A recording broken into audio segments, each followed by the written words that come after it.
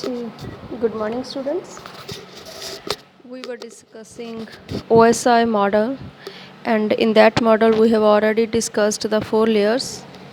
Next is session layer. The session layer is the 5th layer of the OSI model. Session ਕੀ ਹੁੰਦਾ ਹੈ ਕਿ ਅਸੀਂ ਜਦੋਂ ਕਨੈਕਸ਼ਨ ਐਸਟੈਬਲਿਸ਼ ਕਰਦੇ ਹਾਂ, ਕਨੈਕਸ਼ਨ ਐਸਟੈਬਲਿਸ਼ ਹੋਣਾ ਅਤੇ ਕਨੈਕਸ਼ਨ ਟਰਮੀਨੇਟ ਹੋਣ ਦੇ ਬਿਟਵੀਨ ਜਿਹੜਾ ਟਾਈਮ ਆ ਉਹ ਸੈਸ਼ਨ ਟਾਈਮ ਹੁੰਦਾ।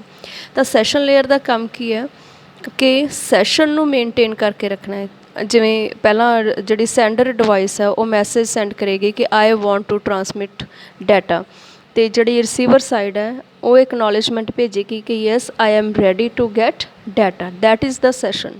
ਕਿ ਕਮਿਊਨੀਕੇਸ਼ਨ ਸਟਾਰਟ ਹੋਣ ਅਤੇ ਐਂਡ ਹੋਣ ਦਾ ਜਿਹੜਾ ਟਾਈਮ ਹੈ that is called session.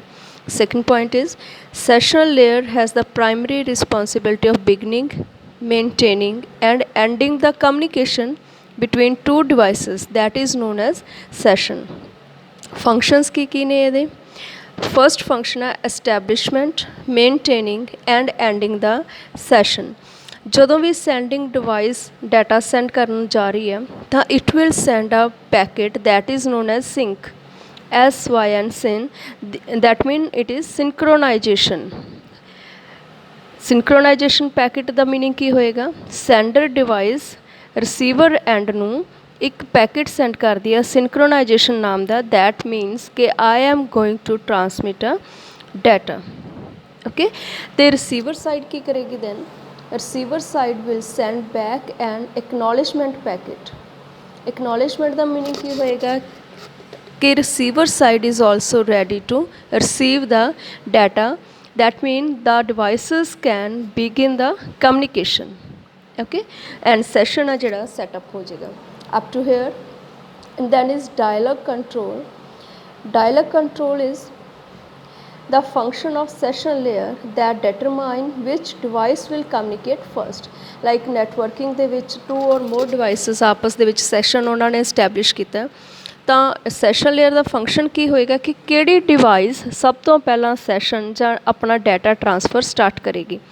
Dialogue control ਕੀ ਹੁੰਦਾ ਹੈ? Is the function of session layer that determine which device will communicate first, and ਉਸ ਡਿਵਾਈਸ ਨੇ ਕਿੰਨਾ ਡਾਟਾ ਸੈਂਡ ਕਰਨਾ ਹੈ ਨਾ, ਫਿਕਸ ਕਰਨਾ ਪਏਗਾ ਨਾ। ਨਹੀਂ ਤਾਂ ਅਗਰ ਜੇ ਨੈਟਵਰਕ ਦੇ ਵਿੱਚ 4 ਜਾਂ 5 ਡਿਵਾਈਸਿਸ ਨੇ ਜਿਨ੍ਹਾਂ ਨੇ ਡਾਟਾ ਟਰਾਂਸਫਰ ਕਰਨਾ ਹੈ, ਬਟ ਸਿੰਗਲ ਡਿਵਾਈਸ ਹੀ ਅਗਰ ਆਪਣਾ ਡਾਟਾ ਸੈਂਡ ਕਰਦੀ ਰਹੇਗੀ ਕਿ ਦੂਜੀਆਂ ਡਿਵਾਈਸਿਸ ਦੀ ਟਰਨ ਲੇਟ ਆਏਗੀ, ਇਹਦੇ ਨਾਲ ਡਾਟਾ ਟਰਾਂਸਫਰ ਆ ਜਿਹੜਾ ਦੂਜੀਆਂ ਡਿਵਾਈਸਿਸ ਨੂੰ ਵੇਟ ਕਰਨਾ ਪਏਗਾ।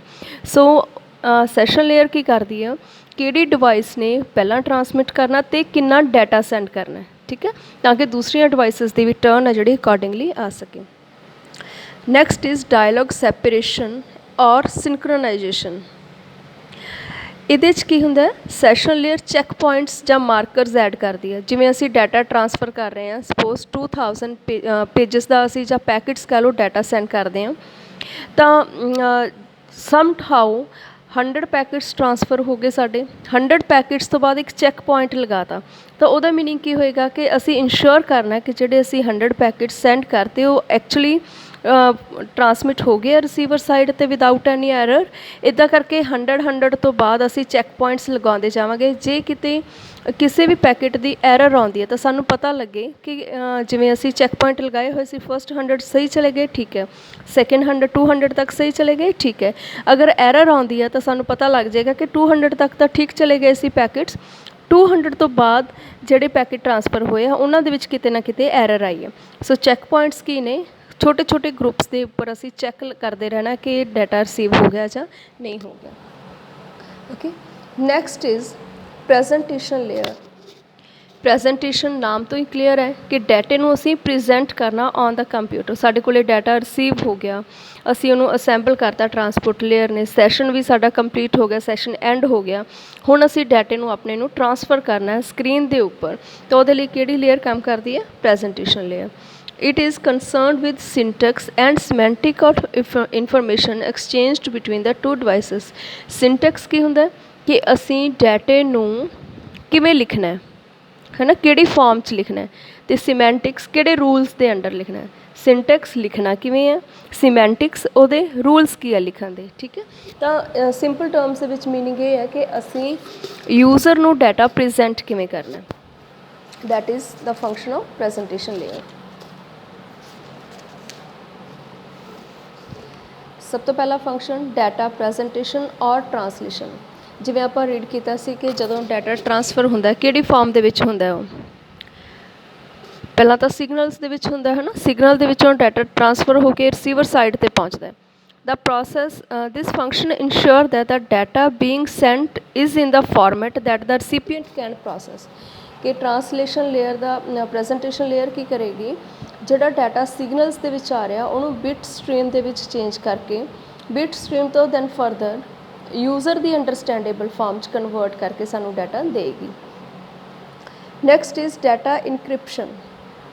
What is the data encryption, ਕਿ ਅਸੀਂ ਡਾਟੇ ਦਾ ਫਾਰਮੈਟ ਚੇਂਜ ਕਰਤਾ ਹੈ ਨਾ, ਕਿ ਸਿਰਫ ਡਾਟਾ ਜਿਹੜਾ ਰਿਸੀਵਰ ਨੂੰ ਸਮਝ ਆਵੇ ਅਤੇ ਜਿਹੜਾ ਸੈਂਡਰ ਹੈ ਸੈਂਡਰ ਨੂੰ ਸਮਝ ਆ ਰਿਹਾ ਅਤੇ ਰਿਸੀਵਰ ਨੂੰ ਸਮਝ ਆ ਰਿਹਾ। ਕੋਈ ਥਰਡ ਪਾਰਟੀ ਅਗਰ ਡਾਟੇ ਨੂੰ ਚੋਰੀ ਵੀ ਕਰਨਾ ਚਾਹੇ, ਉਹਦੇ 'ਚ ਜਿਵੇਂ ਈਵਸਟ੍ਰੌਪਸ ਹੁੰਦੇ ਨੇ, ਤਾਂ ਉਹਨਾਂ ਨੂੰ ਹੈਕਰਸ ਆ ਜਿਹੜੇ ਉਹਨਾਂ ਨੂੰ ਉਹ ਡਾਟਾ ਸਮਝ ਨਾ ਆਵੇ। This is encryption. ਕਿ ਜਿਵੇਂ ਅਸੀਂ ਏ ਨੂੰ ਸੀ ਬਣਾ ਕੇ ਲਿਖਣਾ ਹੈ ਜਾਂ ਸੀ ਨੂੰ ਈ ਬਣਾ ਕੇ ਲਿਖਣਾ ਹੈ ਨਾ, ਲਾਈਕਵਾਈਜ਼ ਜਿਵੇਂ ਛੋਟੇ ਹੁੰਦੇ ਆਪਾਂ ਵਰਡਸ ਨੂੰ ਉਲਟਾ ਕਰਕੇ ਬੋਲ ਦਿੰਦੇ ਸੀ, ਦੈਟ ਇਜ਼ ਇਨਕ੍ਰਿਪਸ਼ਨ। ਕਿ ਸਿਰਫ ਦੋ ਪਰਸਨਸ ਨੂੰ ਜਿਨ੍ਹਾਂ ਨੂੰ ਡਾਟਾ ਕਮਿਊਨੀਕੇਸ਼ਨ ਹੋ ਰਹੀ ਹੈ, ਜਿਨ੍ਹਾਂ 'ਚ ਸਿਰਫ ਡਾਟਾ ਉਹਨਾਂ ਨੂੰ ਸਮਝ ਆਵੇ, ਦੂਸਰੇ ਥਰਡ ਪਾਰਟੀ ਨੂੰ ਸਮਝ ਨਾ ਆਵੇ, ਦੈਟ ਇਜ਼ ਇਨਕ੍ਰਿਪਸ਼ਨ। ਅਤੇ ਜਦੋਂ ਰਿਸੀਵਰ ਕੋਲ ਡਾਟਾ ਜਾਂਦਾ ਹੈ ਤਾਂ ਇਨਕ੍ਰਿਪਟਡ ਡਾਟੇ ਨੂੰ ਅਸੀਂ ਡੀਕ੍ਰਿਪਟ ਕਰਨਾ ਹੈ। ਤਾਂ ਉਹ ਪ੍ਰੈਜੈਂਟੇਸ਼ਨ ਲੇਅਰ ਹੈ ਜਿਹੜੀ ਡਾਟੇ ਨੂੰ ਡੀਕ੍ਰਿਪਟ ਕਰਕੇ, ਮੀਨਿੰਗ ਵਾਪਸ ਉਹਨੂੰ ਓਰੀਜਨਲ ਫਾਰਮ ਦੇ ਵਿੱਚ ਕਰਕੇ ਯੂਜ਼ਰ ਨੂੰ ਸ਼ੋ ਕਰੇਗੀ। Okay, this is called encryption. What is data compression. ਅਗਰ ਸਾਡੇ ਕੋਲ ਡਾਟਾ ਸਾਈਜ਼ ਜ਼ਿਆਦਾ ਹੈ, ਟਰਾਂਸਫਰ ਹੋਣ 'ਚ ਪ੍ਰੋਬਲਮ ਆ ਜਾਂਦੀ ਹੈ। ਜਿਵੇਂ ਅਸੀਂ ਵੀਡੀਓ ਕੰਪਰੈਸ ਕਰ ਦਿੰਦੇ ਹਾਂ ਹੈ ਨਾ, ਵੀਡੀਓ ਕੰਪਰੈਸ ਕਰਨੀ ਹੈ ਜਾਂ ਡਾਟਾ ਕੰਪਰੈਸ ਕਰਨ ਦਾ ਮੀਨਿੰਗ ਕੀ ਹੁੰਦਾ ਕਿ ਐਕਸਟਰਾ ਸਪੇਸਿਸ ਉਹਦੇ 'ਚੋਂ ਨਿਕਾਲਤੀਆਂ, ਜਾਂ ਜਿੱਥੇ ਡਾਟਾ ਜਾਂ ਸਾਡੇ ਵਰਡਸ ਹੈ ਕਰੈਕਟਰਸ ਹੈ ਰਿਪੀਟ ਹੋ ਰਹੇ ਆ, ਅਸੀਂ ਉਹ ਰੈਪੀਟੀਸ਼ਨ ਨਿਕਾਲਤੀ, ਇਵੇਂ ਕਰਕੇ ਡਾਟੇ ਨੂੰ ਕੰਪਰੈਸ ਕਰ ਦਿੰਦੇ ਹਾਂ। ਤਾਂ ਡਾਟਾ ਕੰਪਰੈਸ਼ਨ ਹੈ ਜਾਂ ਡੀਕੰਪਰੈਸ਼ਨ ਕਰਨੀ ਹੈ ਜਿਹੜੀ ਡਾਟੇ ਦੀ, ਡੀਕੰਪਰੈਸ ਕਰਨਾ, that is also the function of presentation layer. Last is the application layer. Application layer ਕਿਹੜੀ ਹੋਏਗੀ, ਜਿਹੜੀ ਸਾਨੂੰ ਵਿਜ਼ੀਬਲ ਯੂਜ਼ਰ ਇੰਟਰੈਕਟ ਕਰ ਰਿਹਾ ਜਿਹੜੀ 'ਤੇ। ਜਿਵੇਂ ਅਸੀਂ ਡਾਟਾ ਓਪਨ ਕਰਨਾ ਤਾਂ ਬਰਾਊਜ਼ਰ ਦੇ ਵਿੱਚ ਓਪਨ ਕਰਦੇ ਹਾਂ, ਈਮੇਲਸ ਦੇ ਵਿੱਚ ਡਾਟਾ ਅਸੀਂ ਓਪਨ ਕਰਦੇ ਹਾਂ, that is the application layer. Second point, it enable the user whether human or software to access the network by providing user interface। meaning user interface ਹੈ ਜਿਹੜਾ ਅਸੀਂ ਕੰਪਿਊਟਰ ਦੇ ਉੱਪਰ ਗ੍ਰਾਫਿਕਸ ਯੂਜ਼ ਕਰ ਰਹੇ ਹਾਂ, that is the application layer। it provides services like email, file transfer, database access, etc। okay, ਜਿਹੜੇ next point is protocol functioning at application large network with application you use to communicate over the network। ਉਹਨੂੰ ਕੀ ਕਹਿੰਦੇ ਨੇ ਕਿ ਜਿਹੜਾ ਅਸੀਂ ਜੋ ਵੀ browsers ਦੇ ਉੱਪਰ ਜਾਂ ਇੰਟਰਫੇਸ ਦੇ ਉੱਪਰ ਡਾਟਾ ਯੂਜ਼ ਕਰਦੇ ਹਾਂ, ਉਹਨਾਂ ਵਿੱਚ ਕੁਛ ਪ੍ਰੋਟੋਕੋਲਸ ਯੂਜ਼ ਹੁੰਦੇ ਨੇ। ਪ੍ਰੋਟੋਕੋਲਸ ਮੀਨਿੰਗ ਕੁਛ ਸੈੱਟ ਆਫ ਰੂਲਸ, ਜਿਨ੍ਹਾਂ ਦੇ ਅਕੋਰਡਿੰਗਲੀ ਅਸੀਂ ਡਾਟੇ ਨੂੰ ਰੀਡ ਕਰਨਾ ਜਾਂ ਅਪਲੋਡ ਕਰਨਾ ਜਾਂ ਡਾਟਾ ਡਾਊਨਲੋਡ ਕਰਨਾ। ਤਾਂ ਹਰ ਇੱਕ ਲੇਅਰ ਦੇ ਉੱਪਰ, ਸਪੈਸ਼ਲੀ ਐਪਲੀਕੇਸ਼ਨ ਲੇਅਰ ਦੇ ਉੱਪਰ ਕੀ ਯੂਜ਼ ਹੁੰਦੇ ਆ, ਪ੍ਰੋਟੋਕੋਲਸ ਯੂਜ਼ ਹੁੰਦੇ ਆ। ਨੈਕਸਟ ਇੰਪੋਰਟੈਂਟ ਫੰਕਸ਼ਨਸ ਇਹਦੇ, network virtual terminal। A network virtual terminal is a software version of physical terminal and allow a user to log into remote host। ਇਹਦਾ meaning ਕੀ ਕਹਿ ਰਹੇ ਨੇ ਕਿ ਅਸੀਂ ਲੌਗਇਨ ਕਰਕੇ ਆਪਣੇ ਸਰਵਰ ਦੇ ਨਾਲ ਕਨੈਕਟ ਕਰ ਸਕਦੇ ਹਾਂ, ਰਾਈਟ। ਲੌਗਇਨ ਇੰਟਰਫੇਸ ਸਾਨੂੰ ਮਿਲੇਗਾ, ਅਸੀਂ ਆਪਣਾ ਯੂਜ਼ਰ ਆਈ ਡੀ ਦਿੱਤਾ, ਪਾਸਵਰਡ ਫਿਲ ਕੀਤਾ, ਲੌਗਇਨ ਕਰਕੇ we can connect to server, ਕਿਸੇ ਰਿਮੋਟ ਹੋਸਟ ਦੇ ਨਾਲ ਅਸੀਂ ਕਮਿਊਨੀਕੇਟ ਕਰ ਸਕਦੇ ਹਾਂ। For this, application layer creates a software emulation of a terminal at the remote host। The user computer talk to the software terminal, which in turn talk to the host and vice versa। Nothing difficult। ਇਹਦੇ 'ਚ ਉਹ ਦੱਸ ਰਹੇ ਨੇ ਕਿ user ਹੈ ਜਿਹੜਾ login ਕਰਕੇ ਸਰਵਰ ਦੇ ਨਾਲ ਕਨੈਕਟ ਕਰੇਗਾ, and using the same connection server ਹੈ ਜਿਹੜਾ ਆਪਣੇ ਯੂਜ਼ਰ ਦੇ ਨਾਲ ਕਮਿਊਨੀਕੇਟ ਕਰਕੇ ਡਾਟਾ ਟਰਾਂਸਫਰਿੰਗ ਕਰਦਾ ਹੈ। Okay, next is file transfer access and management। This application allow a user to access a file in the remote host to make changes or to read data. ਇਹ ਜਿਹੜੀ application ਹੈ ਜਿਹੜੀ file transfer ਹੈ FTAM actually ਇਹ ਕੀ ਕਰਦੀ ਹੈ ਸਾਨੂੰ remote host ਤੇ ਮੀਨਿੰਗ ਰਿਮੋਟ ਜਿਹੜਾ ਸਾਡਾ ਦੂਰ ਕੰਪਿਊਟਰ ਪਿਆ ਉਹਦੀਆਂ ਫਾਈਲਸ ਨੂੰ ਐਕਸੈਸ ਕਰਨ ਦੀ ਪਰਮਿਸ਼ਨ ਦਿੰਦੀ ਹੈ ਐਕਸੈਸ ਕਰਵਾਉਂਦੀ ਹੈ उस फाइल नूं रीड करवाउंदी है एंड अगर असी कुछ चेंजिस कीतियां उहदे च दैन इहनूं वापस अपलोड करन दी फैसिलिटी सानूं जिहड़ी एप्लीकेशन लेयर है प्रोवाइड कराउंदी है। Mail service this application provide various email services such as email forwarding and storage. Mail services सानूं मिलदियां ने।